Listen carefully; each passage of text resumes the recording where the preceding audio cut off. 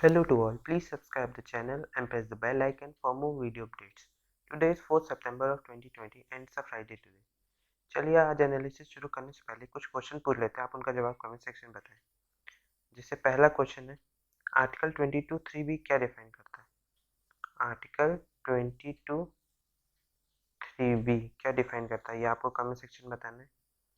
दूसरा क्वेश्चन है, गोदावरी रिवर जो है वो कितने स्टेट से निकलती है? उन स्टेट्स का नाम बताना है।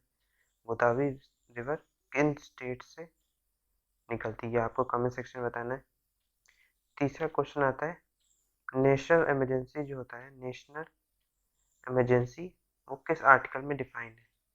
आर्टिकल आपको बताना है कौन से आर्टिकल में नेशनल इमरजेंसी डिफाइन है।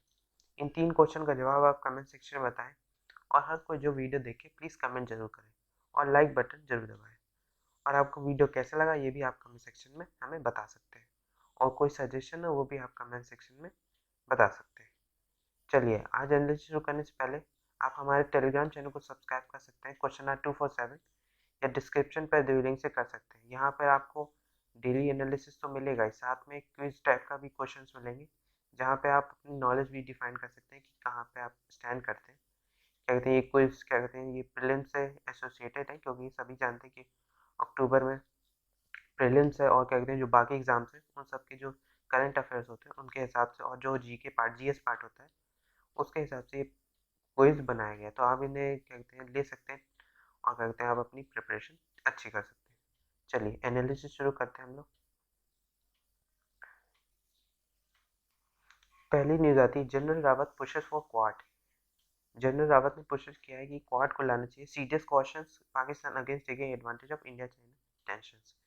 कि सीडीएस का क्वेश्चन है, ये कहते हैं चीफ ऑफ डिफेंस स्टाफ का, कि कहते हैं इंडिया चाइना टेंशन के कारण पाकिस्तान एडवांटेज ले रहा है, ऐसा कहते हैं चीफ ऑफ डिफेंस स्टाफ का कहना है, जो हमारे जनरल बिपिन रावत है। इसमें कहा गया India wants the Quad to become a system to ensure freedom of navigation. की क्वाड एक सिस्टम बन जाए नेविगेशन को फ्रीडम ऑफ नेविगेशन प्रोवाइड करने के लिए और freedom of navigation operation provide करने के लिए क्वाड को एक ऑपरेशन बन जाना है in the Indian Ocean around, Indian Ocean में और उसके आसपास, ऐसा chief of defence staff general Bipin Rawat का कहना है। उन्होंने कहा कि the threat of combined challenge from Pakistan and China on two fronts and questioning Pakistan against taking advantage of the tension with China. कहते हैं दोनों तरफ से, जैसे पाकिस्तान और चाइना दो तरफ से टेंशन चल रहा है और पाकिस्तान एडवांटेज ले रहा है जब हमारा इंडिया का चाइना के साथ टेंशन चल रहा है। तो इसको रोकने के लिए क्वाड को एक फ्रीडम ऑफ नेविगेशन, वो एक सिस्टम बनाना चाहिए जो फ्रीडम ऑफ नेविगेशन प्रोवाइड करे। चलिए हम लोग देख लेते हैं ये क्वाड है क्या। क्वाड को हम लोग अलग से देख लेते हैं। क्वाड ये GS paper two global groupings international relation में आता है। क्वाड होता है क्वाड्रिलेटरल सिक्योरिटी डायलॉग। ये एक इन्फॉर्मल स्ट्रेटेजिक डायलॉग है इंडिया, यूएसए, जापान और ऑस्ट्रेलिया के बीच में, जो shared objective to ensure and support a free open and prosperous Indo Pacific region. कि इंडो पैसिफिक रीजन है उसको एक फ्री ओपन और प्रॉस्पेरस रीजन बनाना। Idea of Quad was first mooted by Japanese prime minister, जो Shinzo Abe थे 2007 में, उन्होंने इसका आइडिया दिया था कि इसे बनाना चाहिए क्वाड को। The idea couldn't move ahead with Australia pulling out of it apparently due to Chinese pressure. लेकिन वो उतना आइडिया काम नहीं किया क्योंकि ऑस्ट्रेलिया बाहर हो गया था क्वाड से चाइनीज प्रेशर के कारण। फिर दिसंबर 2012 में शिंजो एबे again floated the concept of Asia democratic security diamond की, उन्होंने Asia democratic security diamond involving Australia, India, Japan और यूएस को एक साथ करने के लिए, जिससे वो सेफगार्ड कर सके मैरीटाइम कॉमन्स इंडियन ओशन में, इसलिए बनाने की उन्होंने फिर से बात की। फिर नवंबर 2017 में India, US, Australia and Japan gave shape to the long pending Quad coalition की। 2017 में ये फिर से बन गया, जिसे Indo Pacific free of any influence की, जो इंडो पैसिफिक एरिया है, सी रूट्स हैं, उनमें क्या कहते हैं पूरी तरह से एक किसी का इन्फ्लुएंस ना रह सके, स्पेशली चाइना जो वहाँ पे अपना इन्फ्लुएंस दिखाने की कोशिश करता है, तो वो अपना इन्फ्लुएंस ना दिखा पाए, इसलिए ये बना दिया गया था फ्री ऑफ नेविगेशन बनाने के लिए। चलिए अगली न्यूज़ देखते हैं हम लोग। अगली न्यूज़ आती है, India is best place to invest. ऐसा हमारे पीएम नरेंद्र मोदी का कहना है कि India is the best place to क्या कहते हैं इन्वेस्ट। उन्होंने कहा कि India as an investment destination and reliable player in global supply chain. कि एक इंडिया एक इन्वेस्टमेंट डेस्टिनेशन हो सकता है और एक रिलायबल प्लेयर भी है ग्लोबल सप्लाई चेन में, तो वो यहाँ पे इन्वेस्ट करना हर किसी के लिए अच्छा होगा, तो ऐसा उनका कहना है। तो वो क्या कहते हैं, ऐसा उन्होंने कहा है। चलिए अगली न्यूज़ देखते हैं। अगली न्यूज़ आती है, supreme court order removal of slums along railway tracks इन दिल्ली। कि सुप्रीम कोर्ट ने ऑर्डर किया है जो स्लम्स हैं, रेलवे ट्रैक के जो किनारे किनारे होते हैं, उनको हटाने की बात की गई कि रेलवे ट्रैक से there should be no interference political और अदरवाइज, कि इसमें कोई इंटरफेरेंस नहीं होना चाहिए पॉलिटिकल या और किसी चीज़ का।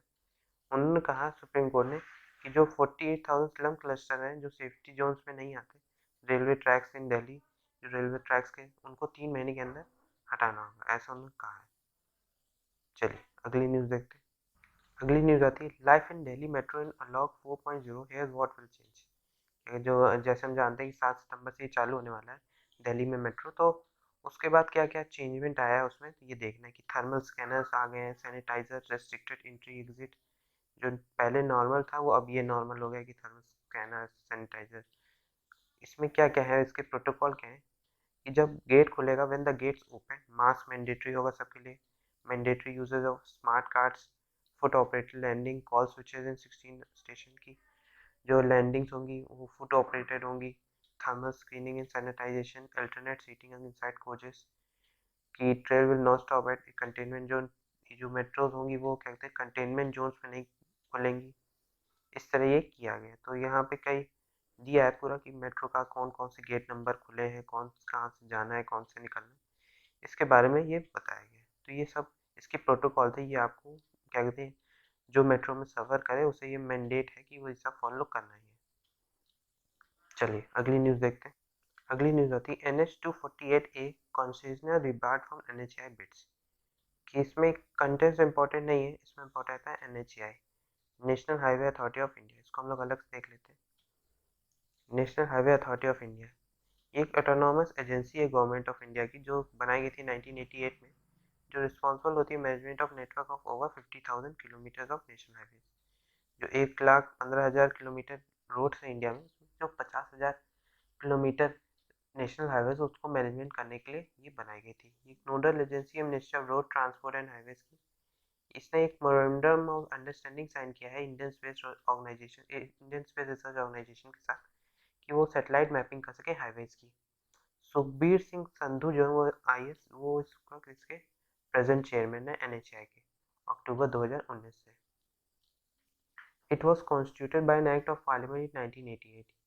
कहते हैं administrative control of the ministry of road transport highway. एक सेंट्रल अथॉरिटी है जो develop, maintain and manage national highways work करती है। अगली न्यूज़ देखते हैं। चलिए आज का एडिटोरियल चालू करते हैं। आज का पहला एडिटोरियल हम लोग देखेंगे।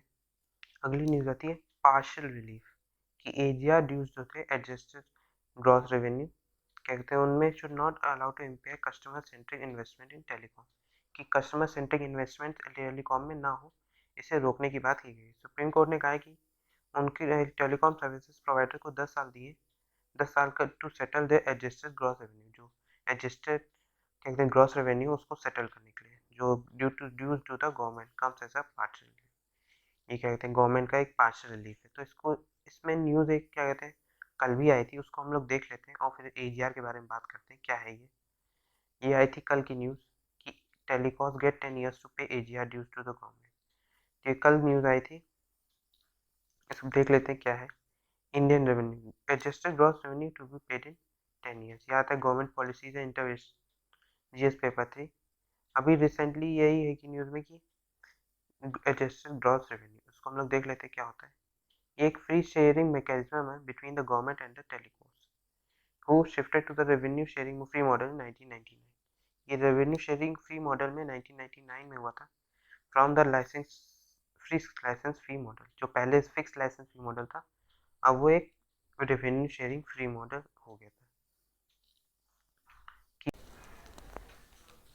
Telecom sector was liberalise under the national telecom policy 1994 के अंदर बनाया गया था, which licence were issued to companies in return for a fix licence fee. एक फिक्स लाइसेंस फी के रिटर्न पे उन्हें लाइसेंस दिया जाता था। ये जो अंडर दिस टेलीफोन और जो मोबाइल टेलीफोन ऑपरेटर्स है वो उनमें share percentage of the AGR with the government. उनका जो AGR होता था रजिस्टर्ड ग्रॉस रेवेन्यू, उसे क्या कहते हैं उन्हें शेयर करना पड़ता था कुछ परसेंट गवर्नमेंट के साथ, एक एज अ एनुअल लाइसेंस फी या स्पेक्ट्रल यूसेज चार्जेस के उस पर उन्हें क्या कहते हैं गवर्नमेंट के साथ शेयर करना पड़ता था। जो लाइसेंस एग्रीमेंट होते थे, department of telecommunication and telecom companies defined the gross revenue of the latter. Gross revenue जो होता था लेटर का वो डिफाइन करते थे। The definition of AGR has been under limitation for 14 year. ये जो डेफिनेशन है एजीआर की वो लिटिगेशन पे थी 14 साल तक। 2005 में cellular operators association of India challenge the government definition for AGR calculation. कि क्या कहते हैं उन्होंने चैलेंज किया था गवर्नमेंट की डेफिनेशन को जो एजीआर कैलकुलेशन पे थी। Department of Telecommunication argued that AGR included all revenues from both telecom and non-telecom services, कि वो दोनों सर्विसेज लेते हैं टेलीकॉम्स और नॉन टेलीकॉम सर्विसेज की। द कंपनीज ने ये भी क्लेम किया था कि AGR should compromise just the revenue accrues from core services and not dividend, कि जो AGR हो वो कंप्राइज करे जस्ट रेवेन्यू जो कोर सर्विसेज और डिविडेंड से आए, ना कि इंटरेस्ट इनकम और प्रॉफिट से आए, ना कि और कोई जो फिक्स एसेट्स हैं इन्वेस्टमेंट्स हैं उनसे आए। 2015 में टेलीकॉम डिस्प्यूट सेटलमेंट और एपलेट ट्रिब्यूनल जो है टीडी सैट, उसने state the case in favour of telecom companies. उन्होंने टेलीकॉम कंपनीज पे दिया था कि जो AGR include all receipt except capital receipts and revenue from non cap sources, की जो एजीआर होगा वो इंक्लूड करेगा सारे रिसिप्ट से सिर्फ छोड़ के कैपिटल रिसिप्ट और नॉन कोर सोर्सेज से जो आती है रेवेन्यू उसको छोड़ के बाकी सब इंक्लूड करेगा।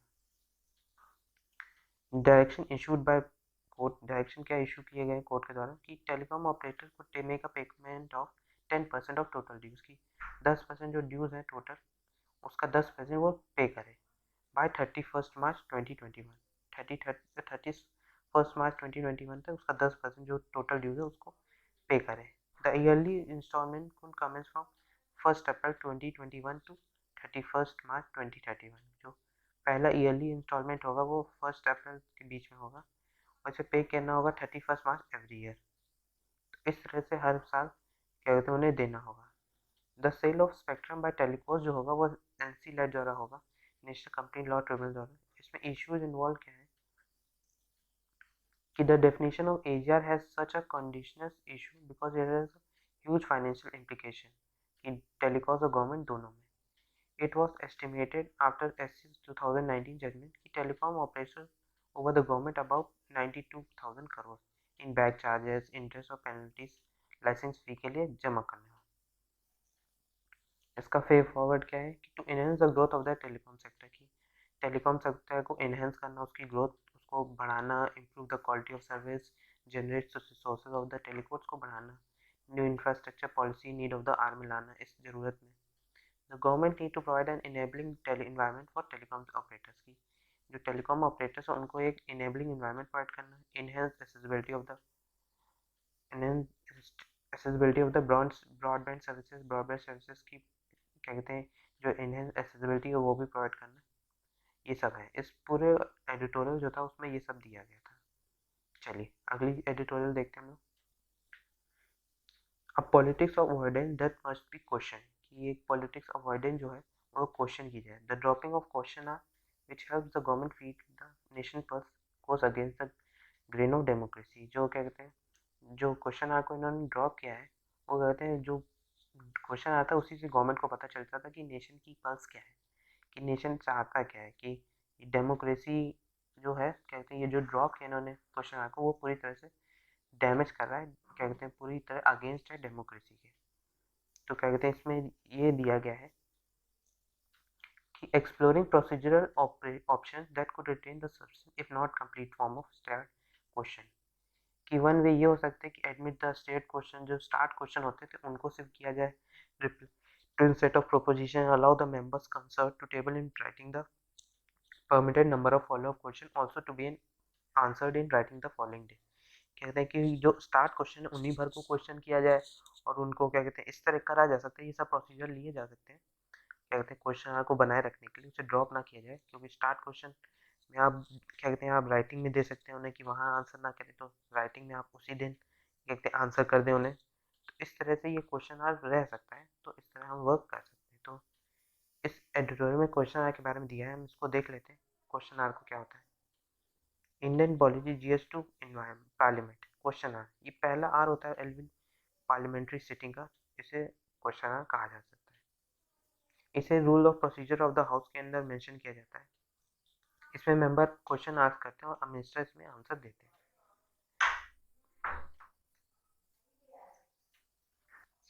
इसमें 3 तरह के क्वेश्चन पूछे जाते हैं। स्टार्ट क्वेश्चन होते हैं जो एक एस्टेरिस्क से डिफाइन किए जाते हैं, जो डिस्टिंग्विश करते हैं उन्हें। इनमें एक ओरल आंसर की जरूरत होती है, एक सप्लीमेंट्री आंसर भी इसमें फॉलो होता है। जो होते हैं ये ग्रीन कलर में प्रिंट किए जाते हैं। ये स्टार्ट क्वेश्चन। अनस्टार्ट क्वेश्चन वो होते हैं, इनमें एक रिटर्न आंसर की जरूरत होती है और सप्लीमेंट्री आंसर इसमें फॉलो नहीं होता है। ये व्हाइट कलर में प्रिंट किए जाते हैं। शॉर्ट नोटिस आंसर, ये पब्लिक इंपॉर्टेंस और अर्जेंट कैरेक्टर के होते हैं, जिनमें क्या कहते हैं एक नोटिस देना होता है। कहते हैं it is asked by giving a notice of less than 10 days, कि 10 डेज के अंदर के तक में क्या कहते हैं आपको नोटिस देना होता है पहले, तभी आप कहते हैं ये शॉर्ट नोटिस आंसर पूछ सकते हैं। ये ओरली आंसर किए जाते हैं। ये लाइट पिंक कलर में कहते हैं प्रिंट किए जाते हैं। इसके अलावा और भी कई प्राइवेट मेंबर से भी क्वेश्चन किए जाते हैं। जैसे ये these question are mention under rule 40 जो है, rule of procedure and conduct of business in Lok Sabha, उसके अंदर आता है। इसमें जो क्वेश्चन में भी address to a private member if the subject matter to the question, की क्वेश्चन तभी प्राइवेट मेंबर से कीजिए जब जो मैटर है क्वेश्चन का वो उससे मैच करता हो। List of this question is printed in yellow colour, और ये क्या कहते हैं प्रिंट होते हैं येलो कलर में। चलिए अगला एडिटोरियल देखते हैं। अगला एडिटोरियल आता है mind the gaps in India health care digital push, के जो इंडिया का इस वक्त हेल्थ केयर की तरफ डिजिटल पुश है उसको देखना कि किस तरह ये वर्क करेगा और क्या क्या है, उसके बारे में पूरा एडिटोरियल है। इसमें दिया गया है while the digitalisation of health care data could help what many Indians face are unaddressed issues in the health sector, कि जो हेल्थ केयर जो डाटा होगा डिजिटलाइजेशन उसका हो जाए उसके कारण कई सुविधाएं भी हैं, लेकिन कुछ ऐसे सेक्टर हैं जहाँ पे अभी भी ध्यान नहीं दिया जा रहा है। हेल्थ केयर सेक्टर्स में ही सब सेक्टर्स हैं उनमें ध्यान नहीं दिया जा रहा है, तो उसको भी क्योर करने की बात करनी चाहिए। तो इसमें एक टर्म आता है NDHM, national digital health mission. ये पूरा एडिटोरियल इसी पर है, इसको हम लोग अलग से देखते हैं। Governance draft health data management policy, GS paper 2, GS paper 3, government policy intervention and cyber security. ये न्यूज़ में इसलिए कि एनडी जो national health security health authority है उसने रिलीज किया है draft health data management policy national digital health mission के लिए, जो पब्लिक डोमेन है कमेंट्स एंड फीडबैक के लिए कैसे बनाना चाहिए, क्या कैसे हो, ये सब के बारे में ये पूछा गया है। NHA इज द एपेक्स, जो नेशनल हेल्थ अथॉरिटी वो एक एपेक्स एजेंसी है गवर्नमेंट ऑफ इंडिया की, जो रिस्पॉन्सिबल है डिज़ाइन रोल आउट और implementation and management of Ayushman Bharat जैसे नेशनल डिजिटल मिशन है, इसको पूरे कंट्री में लाने के लिए वर्क करती है। इसके ऑब्जेक्टिव्स क्या हैं? ये provide adequate guidance and set framework for the secure processing of personal and sensitive personal data of individual, की एक एडुकेट गाइडेंस और फ्रेमवर्क प्रोवाइड हो जो पर्सनल और सेंसिटिव पर्सनल डाटा है उसको क्या कहते हैं प्रोवाइड करने की, प्रोसेस करने की। इसमें क्या कहते हैं डिजिटल हेल्थ जो आता है जैसे medical condition, reproductive outcome, prescription, diagnosis, इस पर प्रोवाइड करने के लिए वर्क करेगा। Increase awareness of the importance of data privacy के importance, ensure national portability in the provision of health services, की एक नेशनल पोर्टेबिलिटी की लाना प्रोविजन ऑफ हेल्थ सर्विसेज में, इस्टेब्लिश एप्रोप्रिएट इंस्टीट्यूशनल मैकेनिज्म बनाने के लिए नेशनल डिजिटल हेल्थ इकोसिस्टम का, लीवरेज द इंफॉर्मेशन सिस्टम। इसका बैकग्राउंड क्या है कि the minister of health and family welfare जो है उसने रिलीज किया था नेशनल हेल्थ पॉलिसी 2017 में, जिसमें उन्होंने कहा था कि aiming and developing an integrated health information system, जिसमें उन्होंने इंटीग्रेटेड हेल्थ इंफॉर्मेशन सिस्टम बनाने की बात की गई थी। ये कमेटी हेड की गई थी former union authority of India chairman जो है। आप कमेंट सेक्शन में बताएं कि UADA के जो चेयरमैन है कौन है, ये unique identification authority of India के चेयरमैन कौन है, ये आपको बताना। चेयरमैन का नाम, चेयरमैन कौन है ये आपको कमेंट सेक्शन में बताना है। ये कहते हैं जिन्होंने जुलाई 2019 में की थी। ये NDHB जो है नेशनल डिजिटल हेल्थ मिशन, तो ये एक स्पेशलाइज ऑर्गेनाइजेशन होगा नेशनल डिजिटल हेल्थ मिशन का, जो क्या कहते हैं जो ये नेशनल डिजिटल हेल्थ बोर्ड जो होगा, ये बोर्ड जो बनाया गया था कमेटी, ये पूरा NDHM जो नेशनल डिजिटल हेल्थ मिशन है उसके पूरे एवोल्यूशन कैसे बनेगा किस तरह होगा उसके बारे में हुआ। उसके बारे में कहते हैं हमारे 74th इंडिपेंडेंस डे जो 15 अगस्त था इस बार का, उसके बारे में हम उसको बारे में हमारे PM ने बात की।